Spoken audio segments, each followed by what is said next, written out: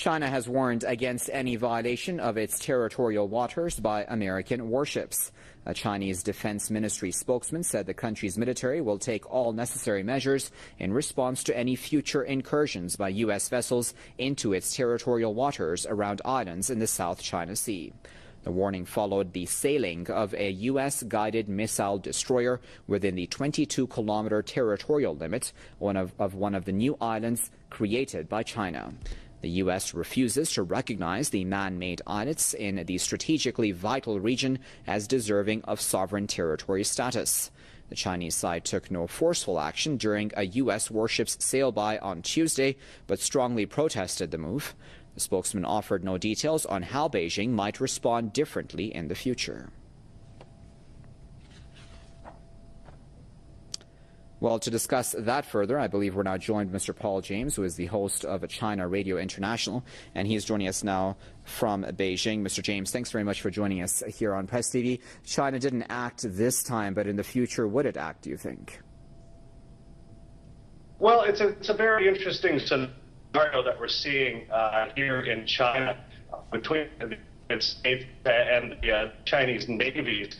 The two sides have actually held a conference call, or are holding a conference call sometime right now, as a matter of fact, to discuss the scenario. The question is, of course, what the U.S. side will do any further, because there are a lot of questions about whether or not this was a direct provocation against the Chinese government itself, or whether or not this is, as the Americans say, push toward trying to basically free navigation through the South China Sea.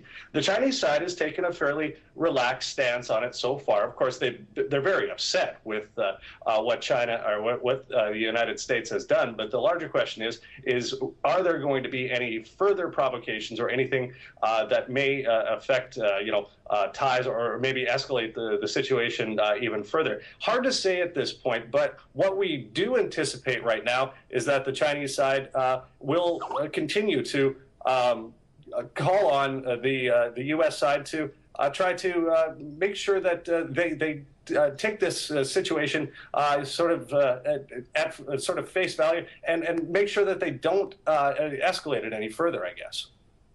And obviously then the entire issue of sovereignty comes into play here. The U.S. has made its feelings quite clear in the past towards China, and China has always defended itself when it comes to these islands, when it comes to the South China Sea and its claim over it.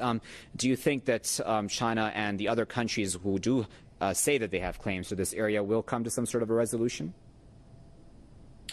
Well, I'm sorry, having a little trouble with the audio, but if I was able to glean your question correctly, what you're asking is whether or not there's going to be any sort of repercussions throughout the region. And to answer that is a very difficult question, because there are a lot of tensions in the area itself.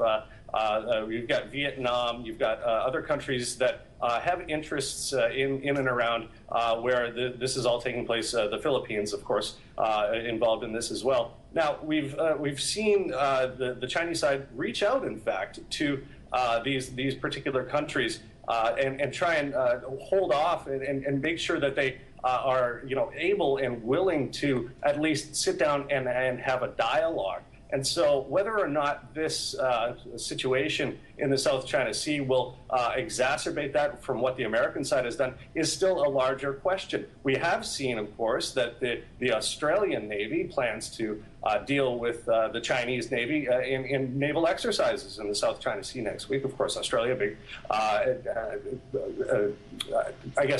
ally to the United States in this particular region. So what we're looking at is a bunch of question marks right now, and something that I think the authorities in China and the United States are trying to work through. And so when we have this video dialogue and the U.S. commander of the Pacific Fleet apparently coming here to Beijing sometime next week, we'll sit down and they'll sit down and discuss the scenario. Whether or not this will lead to any sort of resolution to the situation, probably not, but we'll see if it'll ease tensions. Okay, we'll leave it there at that point, but of course we do appreciate your insight. That was Mr. Paul James, who had been speaking to us live from Beijing.